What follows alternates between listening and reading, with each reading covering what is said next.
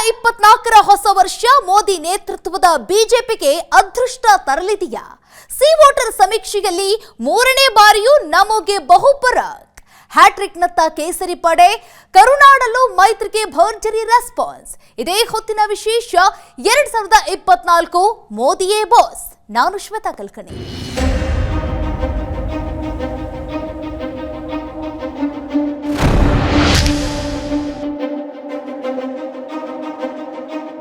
ಕೇಂದ್ರದಲ್ಲಿ ಮತ್ತೆ ಮೋದಿ ಸರ್ಕಾರ ರಾರಾಜಿಸುತ್ತಾ ಅಥವಾ ಐಎನ್ಡಿಎ ಕೂಟ ಕೇಂದ್ರದಲ್ಲಿ ಮೋದಿ ಸೋಲಿಸಿ ಗದ್ದುಗೆ ತನ್ನದಾಗಿಸಿಕೊಳ್ಳುತ್ತಾ? ಹೀಗೆ ಸಾಕಷ್ಟು ಪ್ರಶ್ನೆಗಳು ಲೋಕಸಮರ ಸಮೀಪಿಸುತ್ತಲೇ ಹೆಚ್ಚೆಚ್ಚು ಕಾಡಲು ಆರಂಭಿಸಿದೆ. ಆದರೆ ಇದೆಲ್ಲದಕ್ಕೂ ಸದ್ಯದ ಮಟ್ಟಿಗೆ ಉತ್ತರ ಎಂಬಂತೆ ಎಬಿಪಿ ನ್ಯೂಸ್ ಸಿ ವೋಟರ್ ಅದೊಂದು ಸಮೀಕ್ಷಾ ವರದಿಯನ್ನು ಪ್ರಕಟಿಸಿದೆ. ಈ ವರದಿಯಲ್ಲಿ ಮತ್ತೆ ಮೋದಿಗೆ 2024ರಲ್ಲೂ ಕೇಂದ್ರದಲ್ಲಿ ಬಾಸ್ ಎನ್ನಲಾಗ್ತಾ ಇದ್ದು, ಎನ್ಡಿಎ ಹಾಗೂ ಐಎನ್ಡಿಎ ಕೂಟ ಅದೆಷ್ಟು ಕ್ಷೇತ್ರಗಳಲ್ಲಿ ಗೆಲುವು ಸಾಧಿಸಬಹುದು ಎಂಬುದಕ್ಕೂ ಈ ಸಮೀಕ್ಷೆ ಉತ್ತರ ನೀಡಿದೆ. ಹಾಗಾದ್ರೆ ತಕ್ಷಣವೇ ಲೋಕಸಭಾ ಎಲೆಕ್ಷನ್ ನಡೆದಿದ್ದೇ ಆದ್ರೆ ಯಾವ ಪಡೆ ಅದೆಷ್ಟು ಕ್ಷೇತ್ರಗಳಲ್ಲಿ ಗೆಲುವು ಸಾಧಿಸಬಹುದು? ಆ ಬಗ್ಗೆ ಒಂದು ಸ್ಪೆಷಲ್ ರಿಪೋರ್ಟ್ ನಿಮ್ಮ ಮುಂದೆ. 2014, 2019, 2024 ಹ್ಯಾಟ್ರಿಕ್ ಬಾರಿಸ್ತಾರಂತೆ ನರೇಂದ್ರ ಮೋದಿ. ಮೊನ್ನೆ ಬಾರಿಗೂ ಕೇಂದ್ರದಲ್ಲಿ ಮೋದಿಯೇ ಬಿಗ್ ಬಾಸ್ ಎಂದ ಸಮೀಕ್ಷೆ.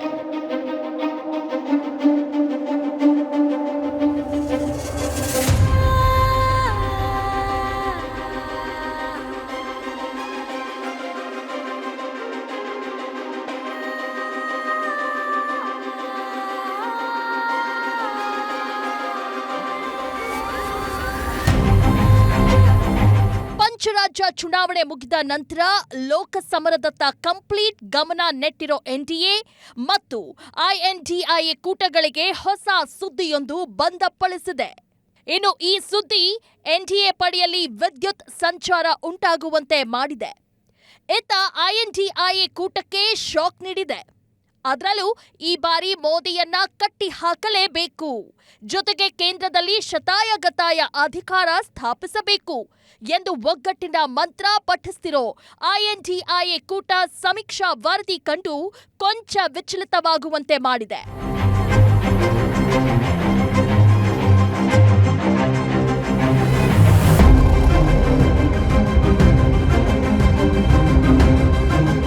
ಹೌದು, 2014ರಲ್ಲಿ ಅಚ್ಚೇ ದಿನ್ ಆನೆ ವಾಲಾ ಹೇ ಎಂಬ ಘೋಷವಾಕ್ಯದೊಂದಿಗೆ ಯುಪಿಎಗೆ ಜಬರ್ದಸ್ತ್ ಶಾಕ್ ಕೊಟ್ಟಿದ್ದ ಮೋದಿ ನೇತೃತ್ವದ ಎನ್ಡಿಎ ಮುಂದೆ 2019ರಲ್ಲಿ ಅಬ್ ಕಿ ಬಾರ್ ಮೋದಿ ಸರ್ಕಾರ್ ಎನ್ನುತ್ತಲೇ ಯುಪಿಎಗೆ ಶಾಕ್ ಮೇಲೆ ಶಾಕ್ ಕೊಟ್ಟಿತ್ತು.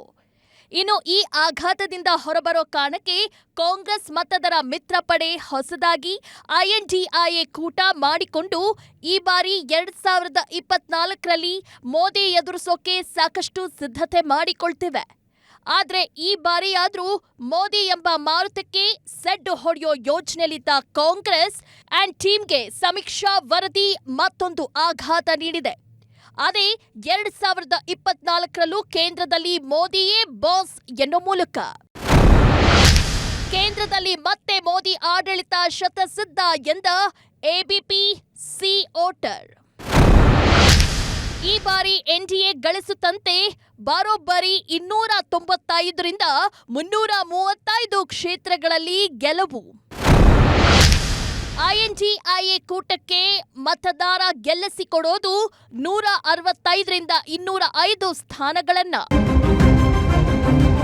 ಹೌದು, ಇದೇ ಭವಿಷ್ಯವನ್ನ ಎಬಿಪಿ ನ್ಯೂಸ್ ಹಾಗೂ ಸಿ ವೋಟರ್ ಸಮೀಕ್ಷಾ ವರದಿ ನುಡಿದಿರೋದು.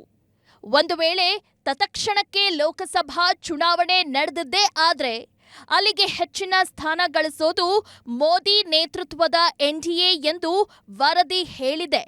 ಅದರಂತೆ ಎನ್ಡಿಎ ಬರೋಬ್ಬರಿ 295ರಿಂದ 335 ಕ್ಷೇತ್ರಗಳಲ್ಲಿ ಗೆಲುವು ಸಾಧಿಸಲಿದೆ ಎಂದು ಸಮೀಕ್ಷೆ ಹೇಳಿದ್ರೆ, ಅತ್ತ ಐಎನ್ಡಿಎ ಕೂಟಕ್ಕೆ ಮತದಾರ ಗೆಲ್ಲಿಸಿಕೊಡೋದು 165ರಿಂದ 205 ಸ್ಥಾನಗಳನ್ನ ಎಂದು ವರದಿ ನುಡಿದಿದೆ. ಜೊತೆಗೆ ಯಾರಿಗೆಷ್ಟು ಶೇಕಡಾವಾರು ಮತ ಸಿಗಬಹುದು ಎಂಬ ಮಾಹಿತಿಯೂ ಈ ವೇಳೆ ಹೊರಬಿದ್ದಿದೆ. ಸಮೀಕ್ಷೆಯಂತೆ ಶೇಕಡವಾರು ಮತ ಲೆಕ್ಕಾಚಾರ. ಸಮೀಕ್ಷೆ ಅನ್ವಯ ಎನ್ಡಿಎ ಮೈತ್ರಿಕೂಟ ಶೇಕಡ 42ರಷ್ಟು ಮತ ಪಡೆಯುವ ಮೂಲಕ 295ರಿಂದ 335 ಸ್ಥಾನ ಗಳಿಸಲಿದೆಯಂತೆ. ಅಲ್ಲದೆ ಶೇಕಡ 38ರಷ್ಟು ಮತ ಗಳಿಸುವ ಮೂಲಕ ಐಎನ್ಡಿಎ ಕೂಟ 165ರಿಂದ 205 ಸ್ಥಾನಗಳನ್ನು ಗೆಲ್ಲಬಹುದು ಎನ್ನಲಾಗ್ತಿದೆ. ಜೊತೆಗೆ ಇತರರು 35ರಿಂದ 65ರಷ್ಟು ಸೀಟು ಗೆಲ್ಲುವ ಮೂಲಕ ಶೇಕಡ 20ರಷ್ಟು ಮತಗಳನ್ನು ಪಡೆಯಬಹುದು ಎಂದು ಸಮೀಕ್ಷೆ ಹೇಳಿದೆ.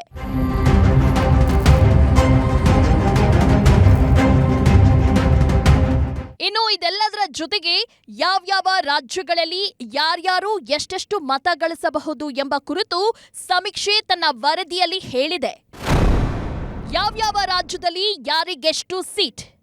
ಎಬಿಪಿ ನ್ಯೂಸ್ ಸಿ ಓಟ ಸಮೀಕ್ಷಾ ವರದಿಯಂತೆ ಬಿಜೆಪಿ ಉತ್ತರ ಪ್ರದೇಶದ 80 ಕ್ಷೇತ್ರಗಳ ಪೈಕಿ 73ರಿಂದ 75 ಸ್ಥಾನ ಗಳಿಸಿದ್ರೆ, ಎಸ್ಪಿ ಕಾಂಗ್ರೆಸ್ ಮೈತ್ರಿಕೂಟ 4ರಿಂದ 6 ಸ್ಥಾನಗಳಲ್ಲಿ ಹಾಗೂ ಬಿಎಸ್ಪಿ 2 ಸ್ಥಾನಗಳಲ್ಲಿ ಗೆಲ್ಲೋ ಸಾಧ್ಯತೆ ಇದೆ ಎನ್ನಲಾಗ್ತಿದೆ. ಇನ್ನು ಮಹಾರಾಷ್ಟ್ರದಲ್ಲಿ 48 ಸ್ಥಾನಗಳಲ್ಲಿ ಎನ್ಡಿಎ 19ರಿಂದ 21 ಸ್ಥಾನಗಳನ್ನು ಗೆದ್ದುಕೊಂಡ್ರೆ, ಕಾಂಗ್ರೆಸ್ ಎನ್ಸಿಪಿ ಠಾಕ್ರೆ ಬಣ 26ರಿಂದ 28 ಕ್ಷೇತ್ರಗಳಲ್ಲಿ ಗೆಲ್ಲಬಹುದು ಎನ್ನಲಾಗ್ತಿದೆ. ಇನ್ನು ಬಿಹಾರದ 40 ಕ್ಷೇತ್ರಗಳ ಪೈಕಿ ಎನ್ಡಿಎ 16ರಿಂದ 18 ಸ್ಥಾನಗಳಿಗೆ ತೃಪ್ತಿಪಟ್ಟುಕೊಂಡ್ರೆ, ಜೆಡಿಯು ಕಾಂಗ್ರೆಸ್ ಆರ್ಜೆಡಿ ಮಹಾಮೈತ್ರಿ ಕೂಡ 21ರಿಂದ 23 ಸ್ಥಾನಗಳಲ್ಲಿ ಜಯ ಗಳಿಸಲಿದೆ ಎಂದು ಸಮೀಕ್ಷೆ ಹೇಳಿದೆ. ಇನ್ನು ಇದಿಷ್ಟೇ ಅಲ್ಲದೆ ಪ್ರಮುಖವಾಗಿ ಇತ್ತೀಚೆಗಷ್ಟೇ ಪಂಚರಾಜ್ಯ ಚುನಾವಣೆಯಲ್ಲಿ ಭಾರೀ ಸದ್ದು ಮಾಡಿದ ರಾಜ್ಯಗಳಲ್ಲಿ ಯಾರು ಎಷ್ಟು ಸ್ಥಾನಗಳನ್ನು ಗಳಿಸಬಹುದು ಎಂಬುದಕ್ಕೂ ಈ ಸಮೀಕ್ಷೆ ಉತ್ತರ ನೀಡಿದೆ. ಮಧ್ಯಪ್ರದೇಶ, ಛತ್ತೀಸ್ಗಢ, ರಾಜಸ್ಥಾನದಲ್ಲಿ ಕಮಲದ್ದೇ ಪಾರುಪತ್ಯ. ತೆಲಂಗಾಣದಲ್ಲಿ ಮಾತ್ರ ಕಾಂಗ್ರೆಸ್ ಸಾಧಿಸಲಿದೆಯಂತೆ ಮೇಲುಗೈ. ಇನ್ನು ಪಂಚರಾಜ್ಯ ಚುನಾವಣೆಯ ನಂತರ ಈ ರಾಜ್ಯಗಳಲ್ಲಿ ಲೋಕಸಮರದ ವಿಚಾರಕ್ಕೆ ಬಂದ್ರೆ ಯಾರು ಎಷ್ಟು ಸ್ಥಾನ ಗಳಿಸಬಹುದು ಎಂಬ ಸಂಗತಿ ಕುರಿತು ನಡೆದ ಸಮೀಕ್ಷೆಯಲ್ಲಿ ಬಿಜೆಪಿ ಗೆದ್ದಿರೋ 3 ರಾಜ್ಯಗಳಲ್ಲಿ ಎನ್ಡಿಎ ಕೂಟವೇ ಹೆಚ್ಚಿನ ಸ್ಥಾನ ಗಳಿಸಲಿದೆ ಎಂಬ ವರದಿಯ ನಡುವೆ ತೆಲಂಗಾಣದಲ್ಲಿ ಮಾತ್ರ ಹಸ್ತಕ್ಕೆ ಒಂದಷ್ಟು ಹೆಚ್ಚಿನ ಸ್ಥಾನ ಸಿಗಬಹುದು ಎನ್ನಲಾಗಿದೆ.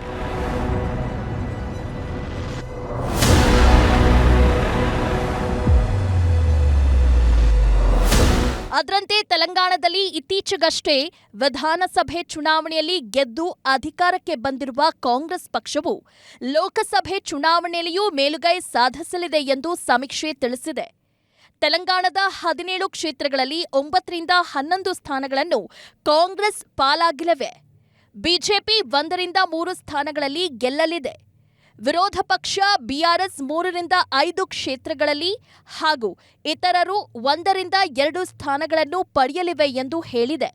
ಇಲ್ಲಿ ಚಲಾವಣೆಯಾಗುವ ಮತಗಳ ಪೈಕಿ ಕಾಂಗ್ರೆಸ್ ಶೇಕಡ 38, ಬಿಆರ್ಎಸ್ ಶೇಕಡ 33, ಬಿಜೆಪಿ ಶೇಕಡ 21 ಮತಗಳನ್ನು ಪಡೆಯಲಿದೆ. ಇಲ್ಲಿ ಬಿಜೆಪಿ ಮತ್ತು ಬಿಆರ್ಎಸ್ ಮೈತ್ರಿ ಮಾಡಿಕೊಂಡರೆ ಒಟ್ಟು 14 ಸ್ಥಾನಗಳಲ್ಲಿ ಗೆಲುವು ಸಾಧಿಸಬಹುದು ಎಂದು ಸಿ ವೋಟರ್ ಹೇಳಿದೆ.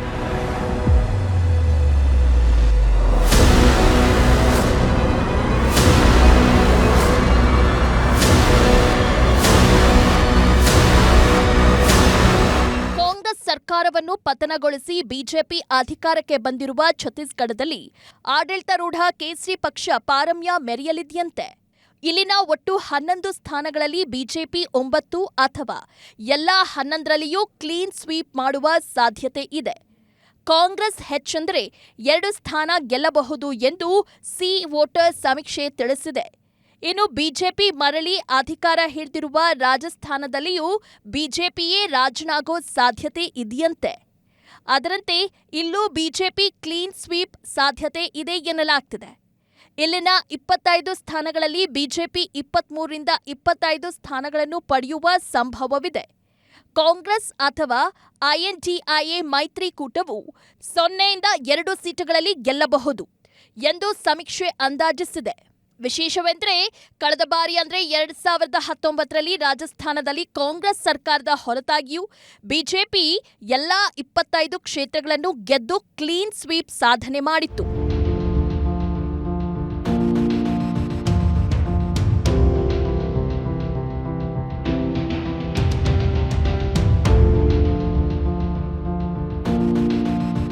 ಇತ್ತೀಚೆಗೆ ಚುನಾವಣೆಯಲ್ಲಿ ಭಾರಿ ಬಹುಮತದೊಂದಿಗೆ ಕಮಲ ಪಕ್ಷದ ಅಧಿಕಾರವನ್ನು ಉಳಿಸಿಕೊಂಡಿರುವ ಮಧ್ಯಪ್ರದೇಶದಲ್ಲಿ 29 ಲೋಕಸಭೆ ಕ್ಷೇತ್ರಗಳಿದ್ದು ಇಲ್ಲಿಯೂ ಬಿಜೆಪಿ ತನ್ನ ಬಾವುಟ ಹಾರಿಸಲಿದೆ.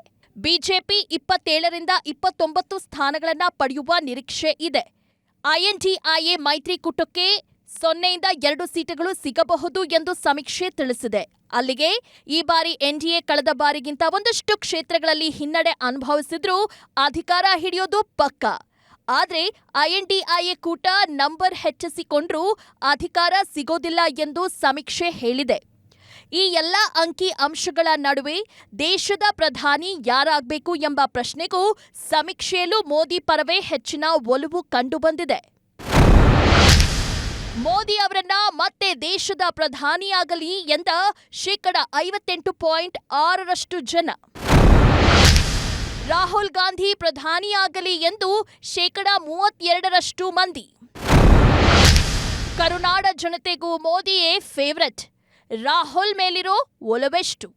ಎಬಿಪಿ ನ್ಯೂಸ್ ಹಾಗೂ ಸಿ ವೋಟರ್ ಸಮೀಕ್ಷೆ ಮತ್ತೆ ಕೇಂದ್ರದಲ್ಲಿ ಮೋದಿಯೇ ಪ್ರಧಾನಿಯಾಗಲಿದ್ದಾರೆ ಎಂಬ ಸಮೀಕ್ಷೆ ವರದಿ ಕೊಟ್ಟಿರೋ ಜೊತೆಗೆ ದೇಶದಲ್ಲಿ ಮೋದಿ ಪರ ಎಷ್ಟು ಮಂದಿ ಒಲವು ಹೊಂದಿದ್ದಾರೆ ಎಂಬ ಕುರಿತು ಮಾಹಿತಿ ನೀಡಿದೆ. ಅದರಂತೆ ಮೋದಿಯವರೇ ಮತ್ತೆ ದೇಶದ ಪ್ರಧಾನಿಯಾಗಲಿ ಎಂದು ದೇಶವಾಸಿಗಳ ಪೈಕಿ 58.6% ಮಂದಿ ಹೇಳಿದ್ರೆ ಅತ್ತ 32% ಮಂದಿ ರಾಹುಲ್ ಪ್ರಧಾನಿಯಾದರೆ ಸೂಕ್ತ ಎಂದಿದ್ದಾರೆ.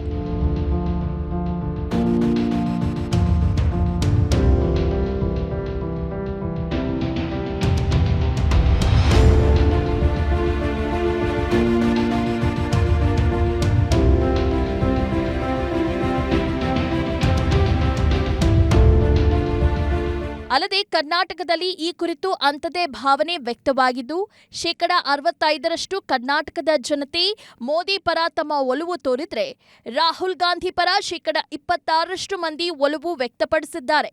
ಅಲ್ಲಿಗೆ ದೇಶ ಹಾಗೂ ಕರ್ನಾಟಕ ರಾಜ್ಯದಲ್ಲಿ ಮೋದಿ ಪರ ಅಲೆ ಇರೋದು ಈ ಮೂಲಕ ಸಾಬೀತಾಗಿದೆ.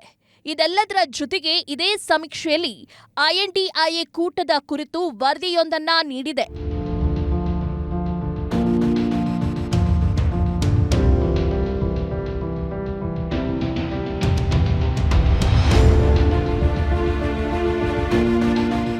ಸಿ ವೋಟರ್ ಸಮೀಕ್ಷೆ ಈ ಬಾರಿಯೂ ಕೇಂದ್ರದಲ್ಲಿ ಮೋದಿ ಸರ್ಕಾರ ಎಂದು ಹೇಳಿದೆ. ಆದರೆ ಇದೇ ವೇಳೆ ಸಿ ವೋಟರ್ ಮತ್ತು ಒಂದು ಸರ್ವೆ ಮಾಡಿತ್ತು. ಅದೇ ಐಎನ್ಡಿಐ ಕೂಟದಿಂದ ಪ್ರಧಾನಿ ಅಭ್ಯರ್ಥಿಗೆ ಯಾರು ಸೂಕ್ತ ಎಂಬ ಕುರಿತು ಜನರಿಂದ ಒಂದಷ್ಟು ಅಭಿಪ್ರಾಯವನ್ನ ಸಂಗ್ರಹಿಸಲಾಗಿತ್ತು. ಅಲ್ಲೂ ಜನಾಭಿಪ್ರಾಯ ಕೊಂಚ ಅಚ್ಚರಿ ಸಂಗತಿಗಳನ್ನ ಹೊರಹಾಕಿತ್ತು. ಐಎನ್ಡಿಐಎ ಕೂಟದಿಂದ ಯಾರು ಪ್ರಧಾನಿ ಅಭ್ಯರ್ಥಿ ಆದ್ರೆ ಸೂಕ್ತ? ಈ ಕುರಿತು ಸಿ ವೋಟರ್ ಸಮೀಕ್ಷೆಯಲ್ಲಿ ಯಾರತ್ತ ಜನರ ಹೆಚ್ಚಿನ ಒಲವು?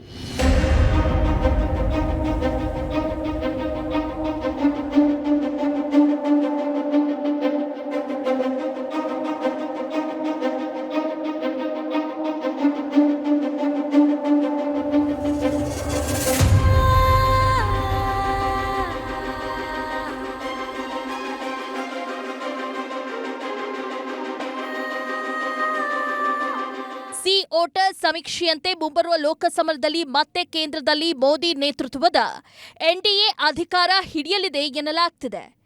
ಆದರೆ ಅದೆಲ್ಲದರ ಜೊತೆಗೆ ಮುಂದಿನ ವರ್ಷ ನಡೆಯಲಿರುವ ಲೋಕಸಭೆ ಚುನಾವಣೆಯಲ್ಲಿ ಪ್ರಧಾನಿ ನರೇಂದ್ರ ಮೋದಿ ವಿರುದ್ಧ ಪ್ರತಿಪಕ್ಷದ ಪ್ರಧಾನಿ ಅಭ್ಯರ್ಥಿ ಯಾರಾಗುತ್ತಾರೆ ಎಂಬುದು ದೊಡ್ಡ ಪ್ರಶ್ನೆಯಾಗಿದೆ. ಈ ಬಗ್ಗೆ ಚರ್ಚೆ ವೇಗ ಪಡೆಯುತ್ತಿದೆ. ಕಳೆದ ಮಂಗಳವಾರ ದೆಹಲಿಯಲ್ಲಿ ಪ್ರತಿಪಕ್ಷಗಳ ಮೈತ್ರಿಕೂಟ ಐಎನ್ಡಿಐಎ ಸಭೆ ನಡೆಯಿತು. ಈ ಸಭೆಯಲ್ಲಿ ಪ್ರಧಾನಿ ಅಭ್ಯರ್ಥಿ ಕಾಂಗ್ರೆಸ್ ಅಧ್ಯಕ್ಷ ಮಲ್ಲಿಕಾರ್ಜುನ ಖರ್ಗೆ ಅವರ ಹೆಸರು ಕೇಳಿಬಂದಿತ್ತು.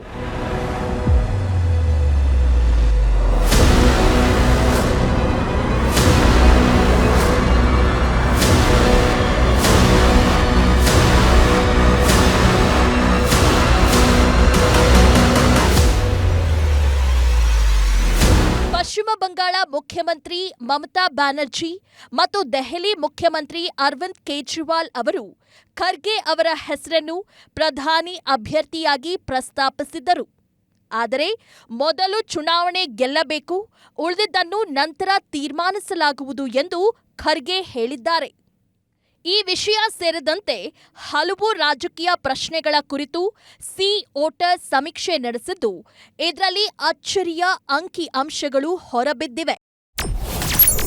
ಸಮೀಕ್ಷೆಯಲ್ಲಿ ಭಾರತ ಮೈತ್ರಿಕೂಟದ ಪ್ರಧಾನಿ ಅಭ್ಯರ್ಥಿ ಯಾರು ಎಂಬ ಪ್ರಶ್ನೆಗೆ ಗರಿಷ್ಠ 27% ಜನರು ಕಾಂಗ್ರೆಸ್ ನಾಯಕ ರಾಹುಲ್ ಗಾಂಧಿಯವರ ಹೆಸರನ್ನು ತೆಗೆದುಕೊಂಡಿದ್ದಾರೆ. 14% ಜನರು ಮಲ್ಲಿಕಾರ್ಜುನ ಖರ್ಗೆ ಅವರೇ ಆಗಬೇಕು ಎಂದು ಹೇಳಿದ್ದಾರೆ. 12% ಜನರು ದೆಹಲಿ ಮುಖ್ಯಮಂತ್ರಿ ಅರವಿಂದ್ ಕೇಜ್ರಿವಾಲ್ ಹೆಸರನ್ನು ಉಲ್ಲೇಖಿಸಿದ್ದಾರೆ. 10% ಜನರು ಬಿಹಾರ ಮುಖ್ಯಮಂತ್ರಿ ನಿತೀಶ್ ಕುಮಾರ್ ಹೆಸರನ್ನು ಹೇಳಿದ್ದಾರೆ. ಈ ಪ್ರಶ್ನೆಗೆ 8% ಜನರು ಪಶ್ಚಿಮ ಬಂಗಾಳ ಮುಖ್ಯಮಂತ್ರಿ ಮಮತಾ ಬ್ಯಾನರ್ಜಿ ಹೆಸರನ್ನು ತೆಗೆದುಕೊಂಡರು. 5% ಜನರು ಎನ್ಸಿಪಿ ಮುಖ್ಯಸ್ಥ ಶರದ್ ಪವಾರ್ ಹೆಸರನ್ನು ತೆಗೆದುಕೊಂಡರು. 24% ಜನರು ಗೊತ್ತಿಲ್ಲ ಎಂದು ಉತ್ತರಿಸಿದ್ದಾರೆ. ಇದೆಲ್ಲದರ ಜೊತೆಗೆ ಮಲ್ಲಿಕಾರ್ಜುನ ಖರ್ಗೆ ಅವರು ಐಎನ್ಡಿಐಎ ಒಕ್ಕೂಟದ ಸಂಚಾಲಕರಾಗಬೇಕೇ ಎಂಬ ಮತ್ತೊಂದು ಪ್ರಶ್ನೆಯನ್ನು ಸಮೀಕ್ಷೆಯಲ್ಲಿ ಕೇಳಲಾಯಿತು. ಈ ಕುರಿತು ಗರಿಷ್ಠ 44% ಜನರು ಹೌದು ಎಂದು ಉತ್ತರಿಸಿದ್ದಾರೆ. 34% ಜನರು ಇಲ್ಲ ಎಂದು ಉತ್ತರಿಸಿದ್ದಾರೆ. 22% ಜನರು ಗೊತ್ತಿಲ್ಲ ಎಂದು ಉತ್ತರಿಸಿದ್ದಾರೆ. ಅಲ್ಲಿಗೆ ಐಎನ್ಡಿಐಎ ಕೂಟದಲ್ಲಿ ಪ್ರಮುಖವಾಗಿ ರಾಹುಲ್ ಗಾಂಧಿಯೇ ಕೇಸರಿ ಸುನಾಮಿ ನರೇಂದ್ರ ಮೋದಿಯನ್ನ ಎದುರಿಸಬಲ್ಲ ಸೂಕ್ತ ಅಭ್ಯರ್ಥಿ ಎಂಬ ಜನಾಭಿಪ್ರಾಯ ವ್ಯಕ್ತವಾಗಿದೆ. ಇನ್ನು ಇದೆಲ್ಲದರ ನಡುವೆ ರಾಜ್ಯದಲ್ಲಿ ಬಿಜೆಪಿ ಜೆಡಿಎಸ್ ಮೈತ್ರಿಯಿಂದ ಲೋಕಸಭೆ ಚುನಾವಣೆ ಫಲಿತಾಂಶದ ಮೇಲಾಗುವ ಪರಿಣಾಮಗಳ ಕುರಿತಂತೆ ಎಲ್ಲ 28 ಕ್ಷೇತ್ರಗಳಲ್ಲೂ ಹೊಸದಾಗಿ ಸಮೀಕ್ಷೆ ನಡೆಸಲು ಕಾಂಗ್ರೆಸ್ ಮುಂದಾಗಿದೆ. ಪಕ್ಷದ ಪರ ಮತ್ತು ವಿರುದ್ಧವಾಗಿರುವ ಸಂಗತಿಗಳು ಏನೇನು? ವಿರೋಧಿ ಪಾಳೆಯದ ಮೈತ್ರಿಕೂಟದ ಅಭ್ಯರ್ಥಿಗಳು ಯಾರಾಗಲಿದ್ದಾರೆ? ಪಕ್ಷದಿಂದ ಯಾರು ಅಭ್ಯರ್ಥಿಯಾದರೆ ಸೂಕ್ತ ಎಂಬುದು ಸೇರಿ ನಾನಾ ಆಯಾಮಗಳಲ್ಲಿ ಪ್ರತಿ ಲೋಕಸಭಾ ಕ್ಷೇತ್ರವಾರು ಸರ್ವೆ ನಡೆಸಲು ಎಐಸಿಸಿ ಹೈಕಮಾಂಡ್ ಸೂಚಿಸಿದೆ ಎನ್ನಲಾಗ್ತಿದೆ.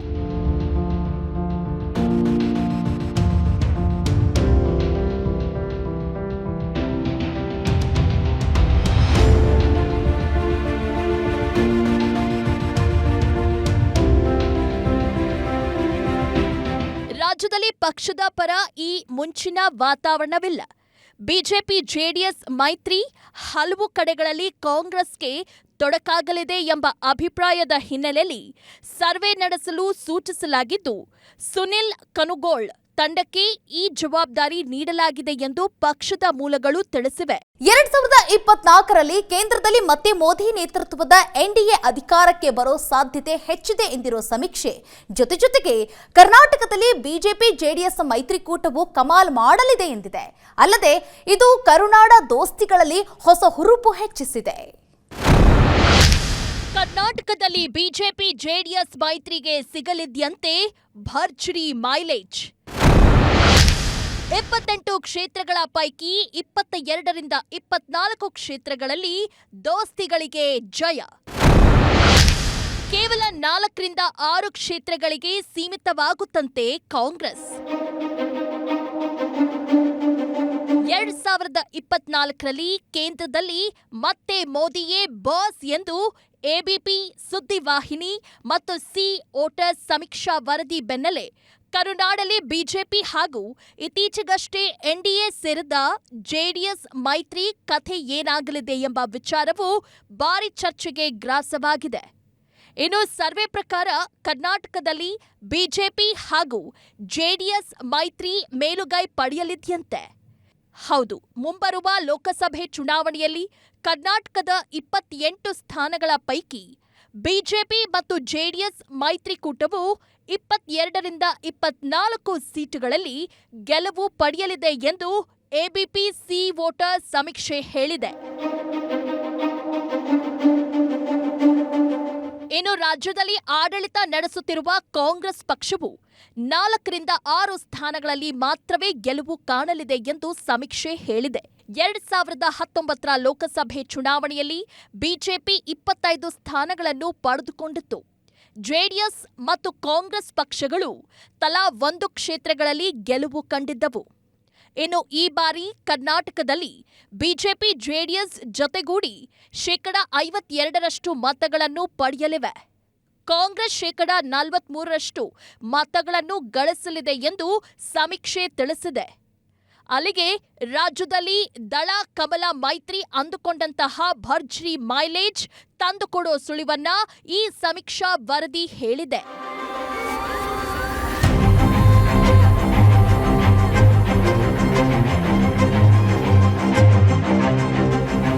ಇದೆಲ್ಲದರ ನಡುವೆ ರಾಜ್ಯದಲ್ಲಿ ಕಾಂಗ್ರೆಸ್ಗೆ ಒಳಗೊಳಗೆ ಆತಂಕವೂ ಇದೆ ಎನ್ನಲಾಗ್ತಿದೆ.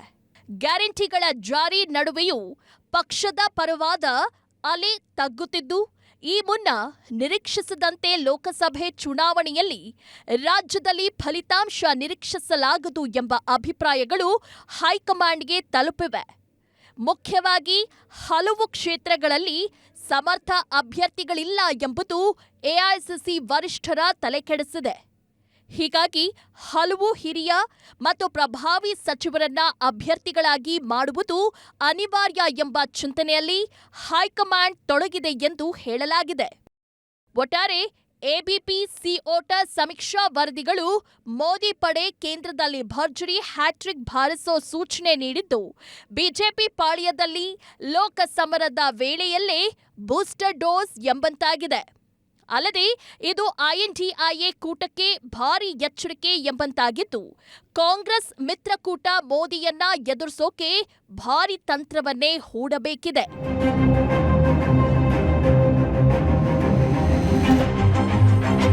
ಮೋದಿ ಪಡೆ 3ನೇ ಬಾರಿಗೆ ಕೇಂದ್ರದಲ್ಲಿ ಅಧಿಕಾರ ಹಿಡಿಯುತ್ತೆ ಎಂಬ ಸಮೀಕ್ಷಾ ವರದಿಗಳು ಸಾಕಷ್ಟು ಸಂಚಲನವನ್ನ ಸೃಷ್ಟಿಸ್ತಾ ಇವೆ.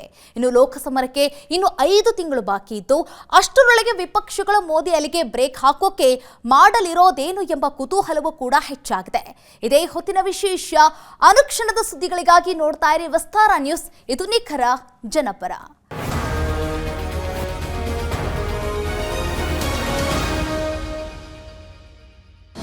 ಅನುಕ್ಷಣದ ಸುದ್ದಿಗಳಿಗಾಗಿ ವಿಸ್ತಾರ ನ್ಯೂಸ್ ಯೂಟ್ಯೂಬ್ ಚಾನೆಲ್ ಸಬ್ಸ್ಕ್ರೈಬ್ ಮಾಡಿ.